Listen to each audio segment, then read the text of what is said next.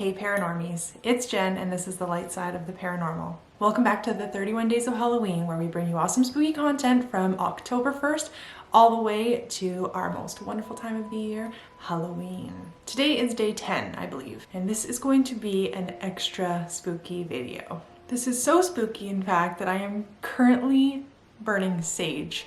So if you're a fan of Zac Bagans and Ghost Adventures, you may already be familiar with the demon house that Zac bought and made a documentary about. Well, today I'm going to be talking about the Ammons haunting, or the House of 200 Demons, otherwise known as the Zac Bagans Demon House. But if you haven't already, please give us a subscribe so that you don't miss out on any of the spooky content that we are putting out daily through the month of October and that we put out twice a week all year round. So this story begins in November 2011 in Gary, Indiana in the USA. Latoya Ammons, I hope I'm pronouncing that right, her mother Rosa Campbell, and her 3 children, ages 12, 9, and 7, moved into their new rental home. The house's address, 3860 Carolina Street, which I can share with you because you'll find out shortly. Immediately after moving in, they noticed that there was a problem with flies swarming their porch. A lot of black flies. And they would kill them, but they would return every single day, which was strange, but stranger that there was a winter chill in the air and they were still having this problem with flies. Latoya and her mom also reported early on hearing, after midnight, the sounds of footsteps coming up their basement stairs and then the basement door leading to their kitchen opening and closing. But there was never anyone there. And they even locked the door, but it would still happen. Rosa Campbell reported waking up one night to see a shadowy figure walking around in the living room. When she got up to investigate, there was nobody there, but there was wet boot prints on the floor. The unease of this possible haunting changed to fear on March 10th of 2012. It was 2 a.m. and the family would normally be sleeping, but they had some friends over as they were mourning the death of a loved one. They were startled when they heard screaming from the bedroom upstairs, yelling, "Mama, Mama!" And so they all ran upstairs and into the room where her 12-year-old daughter was staying with a friend. Her 12-year-old daughter was levitating above her bed and unconscious. The friends that were over began to pray, and she was slowly lowered back onto the bed. When she awoke, she had no memory of what happened. The friends visiting that night refused to ever return. Latoya knew at this point that they needed some real help, but nobody would believe her or listen to her, including local churches. Eventually, officials of one church finally listened to Latoya and paid a visit to her home. They told her that her home contained spirits and it needed to be cleansed. They instructed her to clean her home with bleach and ammonia and to draw crosses above all the doorways in oil. She also poured olive oil on her children's hands and feet and anointed their foreheads in crosses as instructed by this church. Latoya and her mother reached out to 2 clairvoyants who visited their home and said their home was overrun by 200 demons. And with everything going on and their Christian faith, they believed this to be true. They advised the family to move out, but this wasn't an option for them. And it's often not an option. It's often not that easy to just pick up and leave, especially when there's large amounts of money involved in moving or selling or breaking leases with rental units. My camera's dying now. Latoya decided to take the clairvoyant's recommendations and build an altar in the basement. She covered it in a white sheet and placed statues of Joseph, Mary, and Jesus on it.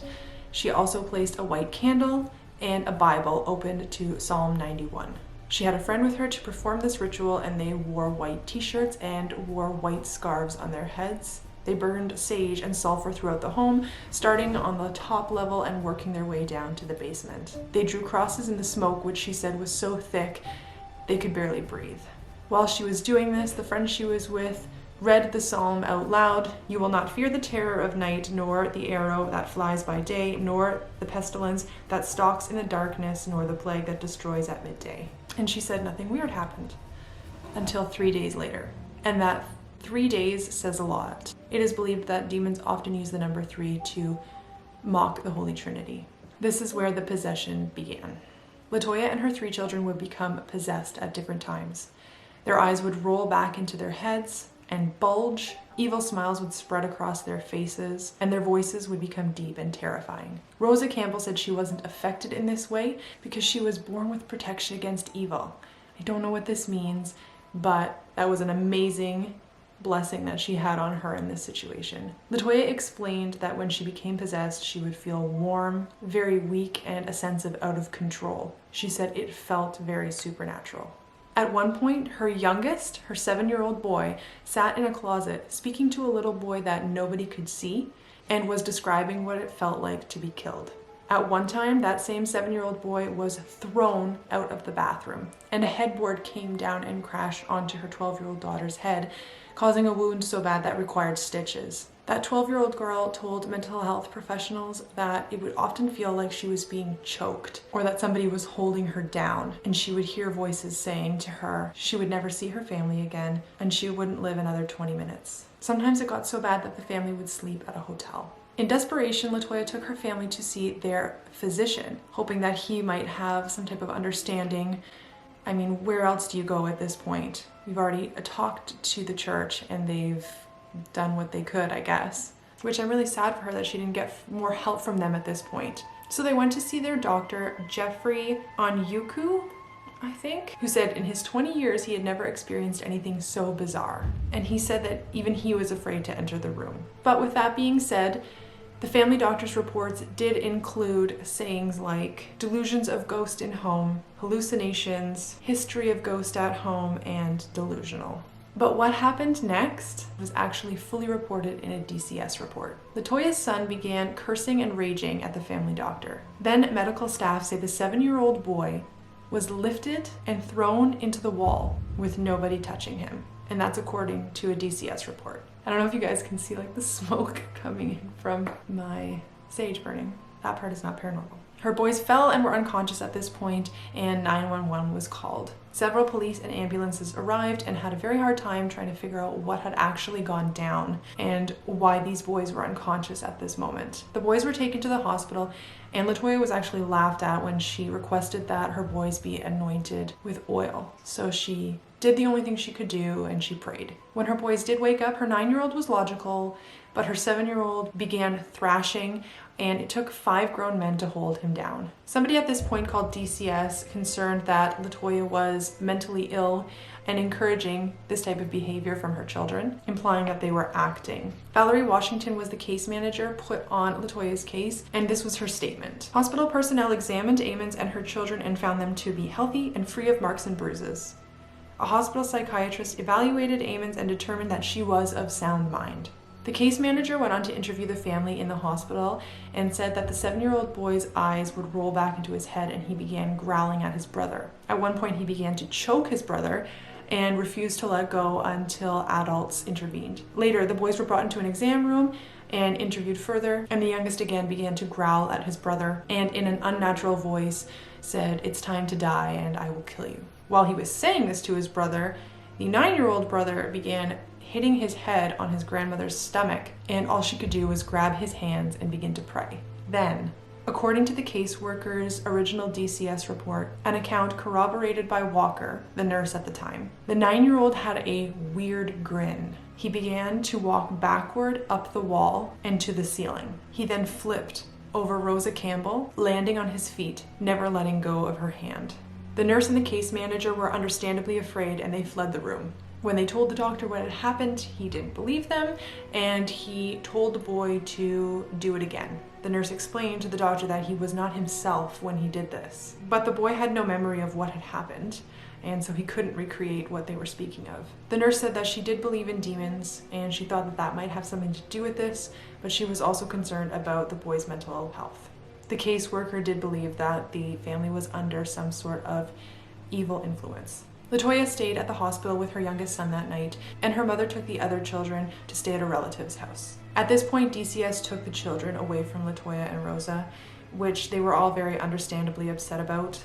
Latoya said she felt like they were a team and they were trying to conquer this together, and now they were being separated. The Reverend Michael Magnot, I hope I'm saying that right, was called by the hospital chaplain on April 20th in 2012. They asked him to perform an exorcism on Latoya's 9-year-old son. He said he had never heard of a case like this before, and he wanted to interview the family to rule out any natural causes. He visited their home for a few hours, and they did experience some paranormal activity in that time. The light in the bathroom kept turning on and off, and when he approached it to investigate, it would stop. He said that he felt like maybe it was afraid of him, and that led him to believe that it could be demons. The blinds were also seen moving without any air current or airflow in the area, and he did witness some wet footprints on the floor in the home. He said when he laid across on LaToya's forehead, she would convulse. He diagnosed the family with demonic possession and that the home had ghosts. He told the family to leave, and so they stayed with a family member, and he blessed the house before he left. A few days later, LaToya and her mom returned to the home with DCS workers to investigate the condition of the home. 2 other officers requested to join out of curiosity. LaToya refused to enter the home, so Rosa took the workers in. Austin was the police captain, and he was one of the officers that asked to join. He said he always believed in ghosts, but never demons. He said he changed his mind after this visit. During the walkthrough, one of the officers' voice recorders completely died after he had just put new batteries in it before they started the investigation. They also caught EVPs on their other recorders. In a photo that one of the officers took, there's a mist in the corner that they said when you zoomed in you could see a face, and it also looked like there was a female figure in that mist. And there were also silhouettes seen on multiple iPhone photos that were taken as well. I will insert here a photo of the exterior of the home that was taken by one of the officers, and as you can see in the window, there is what appears to be a figure there. And now this is one of the official police photos. Austin said that when he was driving home after this investigation, his electronic car seat kept moving forward and backward and was very dangerous. And when he arrived home, his garage door wouldn't open to let him in.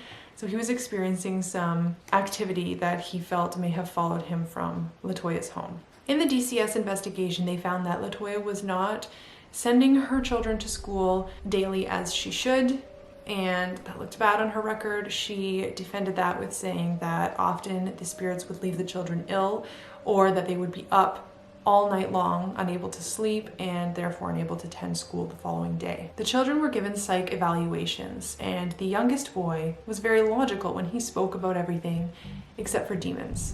And his story concerning the demons and the demonic possession and stuff going on in the home would change every time he would say it. There wasn't much consistency there, and he would appear to be possessed when he was challenged or asked questions he didn't want to answer. It was stated that he did not suffer mental illness, but it was a sad case of behavior being encouraged by his mother. This was also the conclusion with the other 2 children. So DCS set goals for the family. One of them stated that the children should not discuss demons or being possessed and instead take responsibility for their actions. They also needed to participate in therapy to address their past behavior. LaToya also had to find a new home to live in.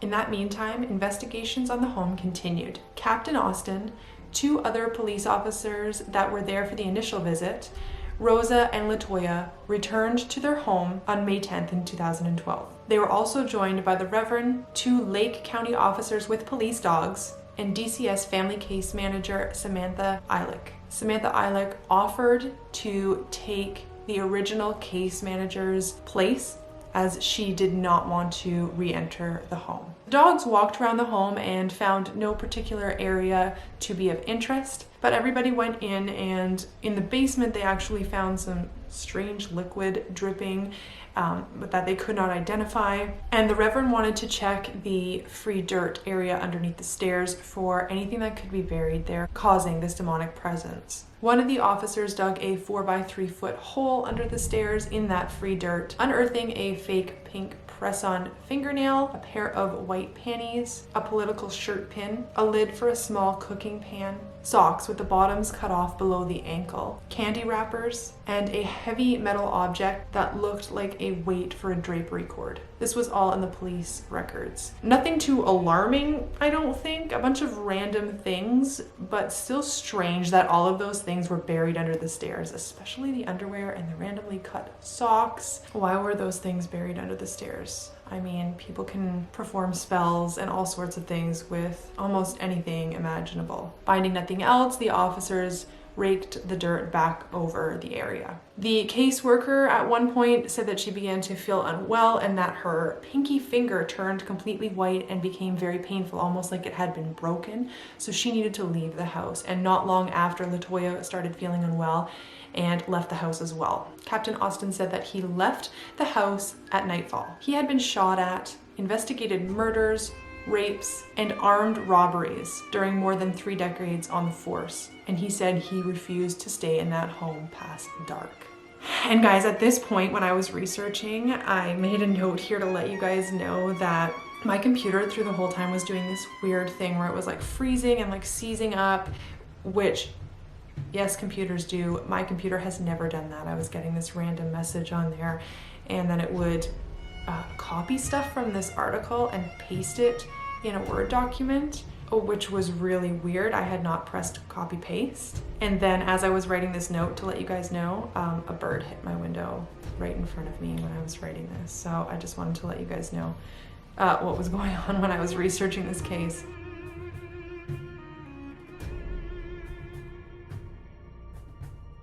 The Reverend performed a type of exorcism or intense blessing of LaToya and the home, and that caseworker who was feeling unwell and had to leave actually reported having a string of medical problems after visiting the home. A week after visiting the home for the last time, she suffered 3rd-degree burns from a motorcycle, and within 30 days, she broke 3 ribs jet skiing, broke her hand when she hit a table, and broke an ankle when she was running in flip-flops. There was finally clearance to perform a real, true exorcism on LaToya, and there were several performed, and eventually they were deemed a success, and LaToya and Rosa moved away, and she did regain custody of her children, and they live a happy and peaceful life now. When Charles Reed, the landlord, was questioned about it, he said that there was never a problem before or after LaToya and her family lived in that home. He said, "I thought I had heard it all. This was a new one for me."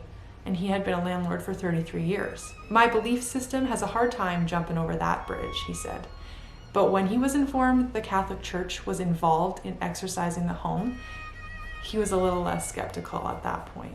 Gary Austin, the police captain, originally thought that LaToya may be acting out for money or fame, or possibly to get out of paying rent, but he said that he came out of this case a believer. Now, when Zac Bagans heard about all of this, his interest was very piqued. He bought the house in 2014 and made the documentary Demon House, afterwards bulldozing the home to the ground. He states, "Something was inside that house that had the ability to do things I have never seen before. There was something in there that was very dark, yet highly intelligent and powerful." He said, "Still to this day, I get visions in my head a lot about that house. The smell of it, the feeling of it. It's something letting me know that it hasn't forgotten me." Which sounds crazy, but that's the thing of this. I think that whatever there visits me. It's with me. And in a sick, weird way, I miss the house. I miss it. I miss being inside of it. I miss the feeling that I felt. That's scary. That's a scary thought. He actually brought a few of the pieces home with him to his Las Vegas Haunted Museum. So there is, I believe, parts of the stairs to the basement in there and the basement door, as well as some of the dirt from under the stairs. I also heard at one point that he took the rest of the rubble and remains of the home and put them in a blessed storage container away from the public. I couldn't find anywhere on the internet that confirms that, but I remember hearing that somewhere. Now, I have not watched this documentary. I want to so bad, but when I amped myself up and decided to watch it, I pressed play, and the first thing you see is a warning that states, "Demonologists believe that demons can attach themselves to you through other people, objects, and electronic devices. View at your own risk." And I noped out of that real quick.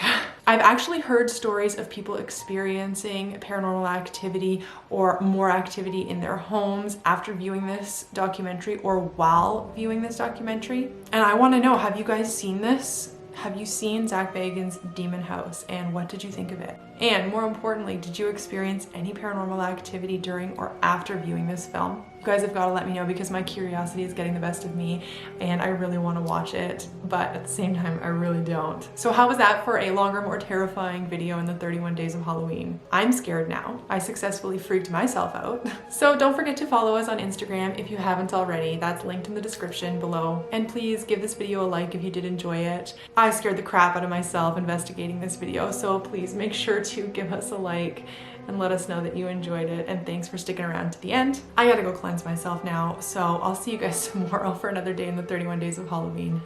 Bye.